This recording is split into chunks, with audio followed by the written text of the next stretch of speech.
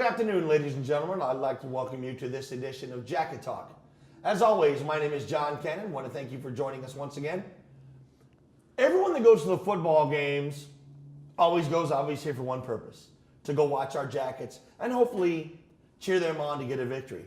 But also at halftime we have something that goes on where our band and our color guard come out and they do their thing. They perform, they give you their show, and of course it's all in preparation for the big dance, which is pigskin. But I bet you didn't know this. Our band and color guard also compete in other events, and that is exactly why we are here today. Our color guard, Christian Martinez, David Cruz, and of course, the third-year coach, Miss Marisa Marmolejo. Congratulations. Thank you.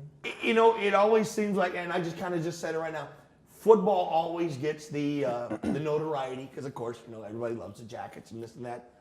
But when you guys go out, that's your time to shine. What is it like at halftime when you go out there and know that the spotlight is on you and it's your time to do your thing?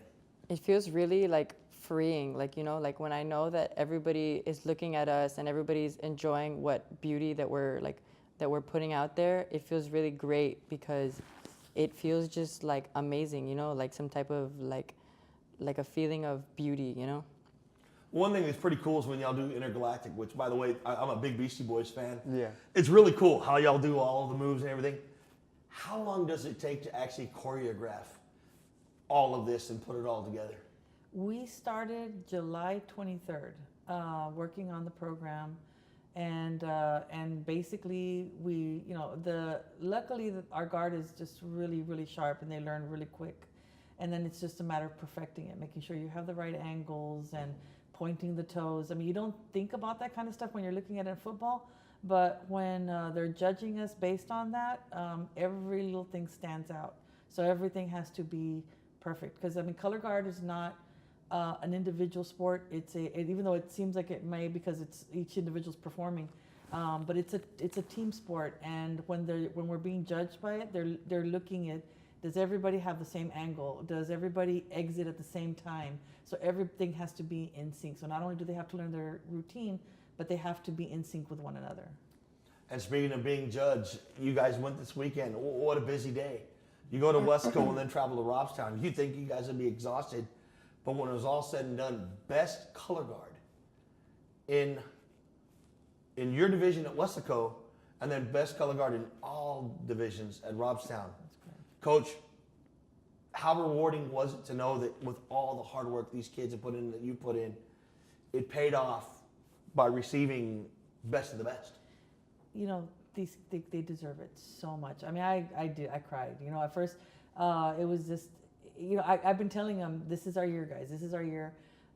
We're gonna bring home some trophies this year. I have a feeling. It's what I really, really want. I really want for you guys, because y'all have been working so hard, and it's the validation, not because I wanted it, but I wanted them to feel like all this hard work these last 3 years have been for something. And I was like, for color guard, this is it. This is our year. And so then I jokingly tell them, I'm like, guys, I just asked for one. I didn't expect two, and then much less overall. I mean, I know that they're that good. And when you hear the critiques on it, you can tell the judges are absolutely just eating them up. And I'm just like, it feels so good, because if there's anybody who deserves it, I mean, these kids work so hard. David, how rewarding is it to know that you guys were rewarded for your efforts? And now, going forward with Pigskin coming up, how much more does this fuel you to just want to get better and now possibly get best color guard or get the highest grade possible at Pigskin? Well, I mean, at Pigskin, there isn't really a best color guard because it's kind of just overall the bands. So this competition, when we got best color, that was our last chance to get best color guard, and it's awesome. It's always rewarding because it's like me and Chris, we're the officers captain and co-captain, and we tell the kids, hey, we've been here longer than you guys. We've wanted this since my freshman year and or sophomore year. I've been here for the longest time. It would be great for you to experience that your first year on. So it's like when they finally get it, and there's new people and there's newbies who are just like, oh, like, yay, we got best color guard. And then there's the veterans, the people who've been here, who's been through the trauma, where it's like, wow, someone is better than us. And the fact that we got best color guard overall in Robstown, we're that school where it's like, I want to see them perform. I want to see them do their show because they're absolutely astonishing. and it's really rewarding because it's a great feeling to know that you guys, the practice, the time you put in, you go from 5 to 8 every single day. Besides Wednesdays, the time is there, everything is just there, and then when you finally get that best color guard, and overall the feeling is just we deserved it. Now, Coach, I know you said after Pigskin, you guys kind of split off a little bit. Band splits off and you split off. You briefly told me about Winter Guard. Tell me a little bit about that and what kind of does that entail? Well, Winter Guard is strictly us. I mean, we're going to be on our own. We compete. This will be our third year. This is the third year I've been competing with them, or not.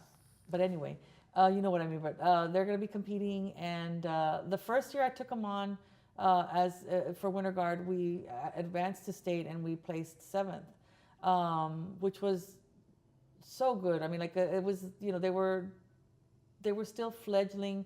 I think the biggest challenge that we've had is that one, they don't have any ballet experience. So, and dance is such an important component of Winter Guard and of Color Guard. So it's just been finding someone to teach them, to choreograph for them, and then also to instill the fundamentals.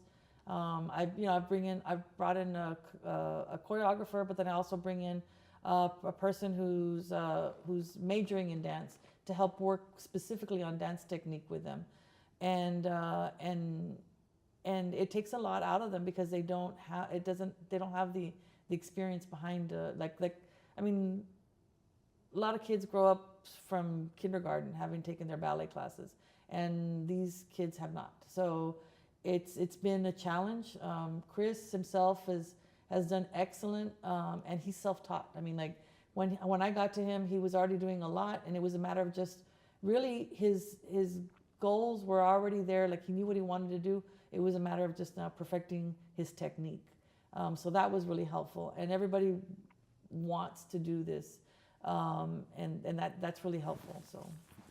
Now, Chris, I'm going to go to you as a senior. Obviously, this is your last year, so everything is a last. And I'm sure it's got to be tough. Coach said last year y'all placed 7th in the state. Before you officially walk away from the Edcouch-Elsa Color Guard, what do you want to accomplish? Of course, getting 7th place at state my sophomore year was amazing, and qualifying for regionals at last year, my junior year, my first year as captain was amazing. But wanting to go to state this year for Winter Guard is the biggest thing that's fueling me right now, and I want to achieve first place. I want to get state champions in our whole division for Winter Guard. Like that is my hugest dream, especially for my senior year as captain.